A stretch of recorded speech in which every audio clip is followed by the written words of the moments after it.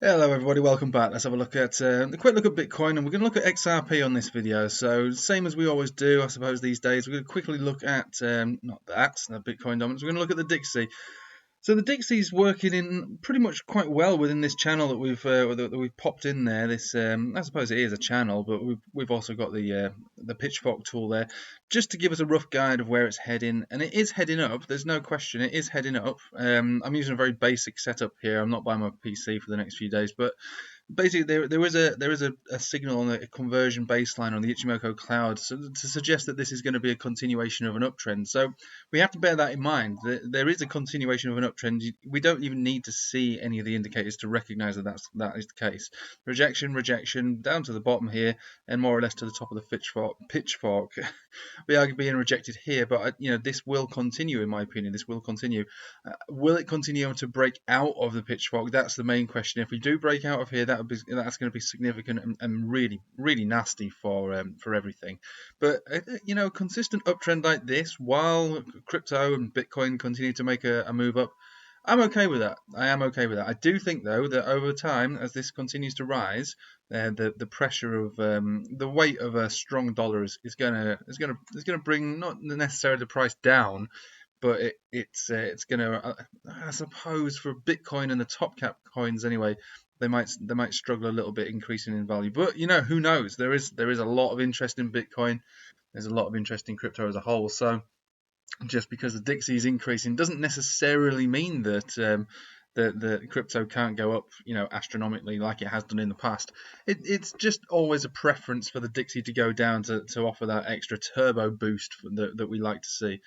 So yeah, like we say, these last few days, we've been rejected from the top of the pitchfork, and yesterday we closed on here, and today, and this is only quite early on. Today we've opened a candle below the pitchfork and this level here, and currently being rejected on it, which is I suppose quite good. So it would suggest that we might test down to the center of this pitchfork, being around about 92.3. So that's the Dixie for you. A brief look at the Bitcoin dominance is getting very exciting, I have to say, getting very exciting. We closed yesterday and opened again below 60% dominance. This is the sort of thing that we really want to see. This should at least give altcoins an extra nudge up, and it's very very close to 60. It could easily pump up. It wouldn't take much for Bitcoin to move for this to just get back above 60. So I'm not going to get too excited about it, but this is also a bearish chart, and this does lend itself to a continuation of down for Bitcoin dominance, which is going to be great for altcoins. So we're going to look at XRP just very briefly.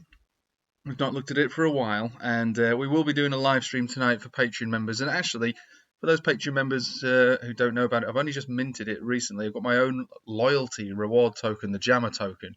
It's gone live today, so for 3 months worth of continuous subscription, you will be rewarded with Jammer tokens. Different tiers get different amounts. So, but yeah, join the Patreon. You get 2 live streams every week, 2 hours long a piece. That's 16 hours a month for £7.50. So not too bad. Anyway, so a brief overview. So this is a good thing here. So over the last few weeks, we have had, and again, whether we take this seriously or not, but we have had it.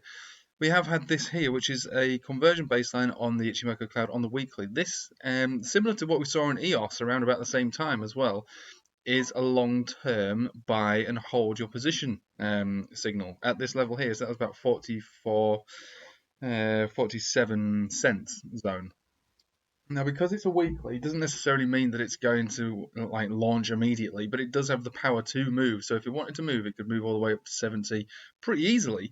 And as 70 was our last area of significant resistance here, breaking above 70 should, and if we hold above there, move us all the way up to 86. And if you've watched my long-term analysis on XRP and the market cycle, the consolidation ended and we went into a period of accumulation at a low level, but from the highest Fibonacci retracement all the way from the top of the absolute top, $3.40, all the way down to the bottom, which is 10 cents. That entire zone, from 86 cent to 10 cent, is an accumulation zone in its own right.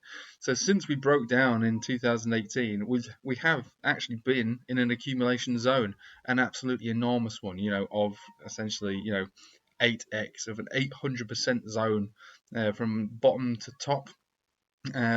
breaking at 86 cents.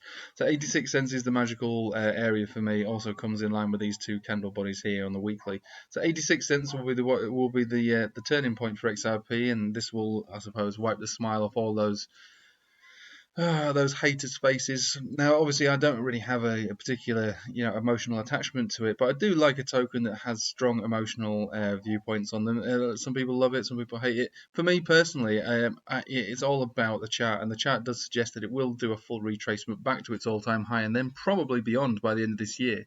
And it's that sort of thing that makes people get a little bit, I don't know, upset when they hear me say that. Some people are thinking it's going to go all the way to $500. I'm not. It's just that's very unrealistic as well.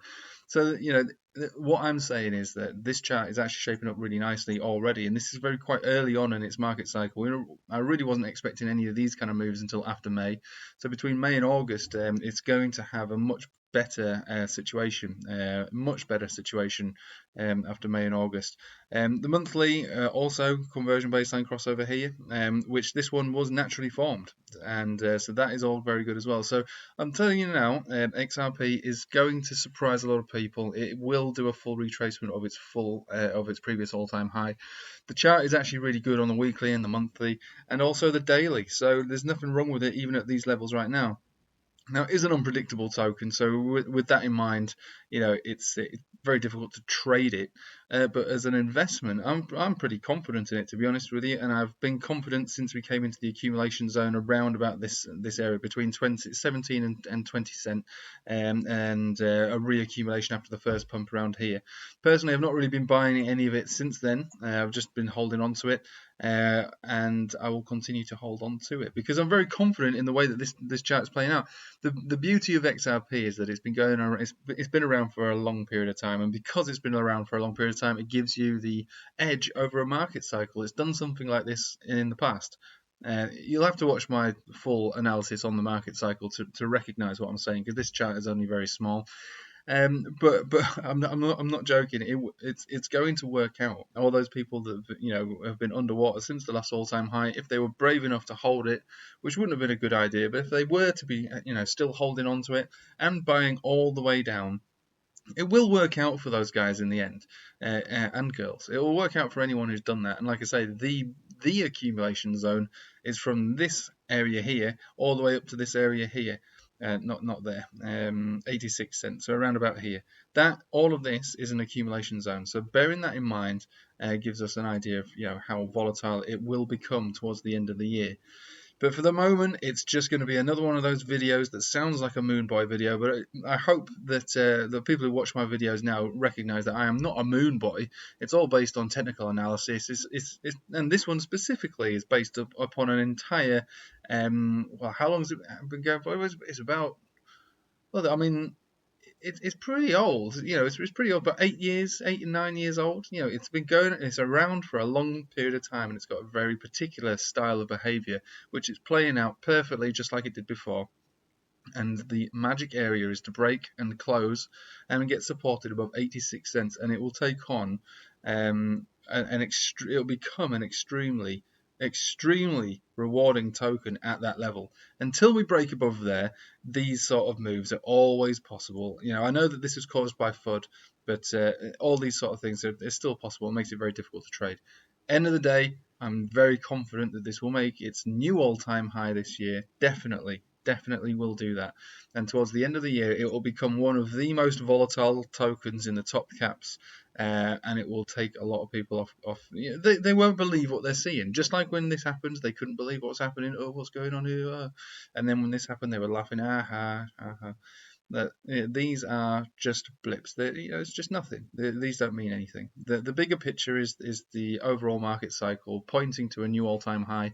In my opinion, between about $4 to perhaps maybe about $6 or $7. I'd be surprised if it went higher than that, but obviously anything is possible. It could do that, but my target's between $4 and $6 and $7. Anyway, I'll leave it with you there. Thank you for watching. Hope you have a nice day. Take it easy.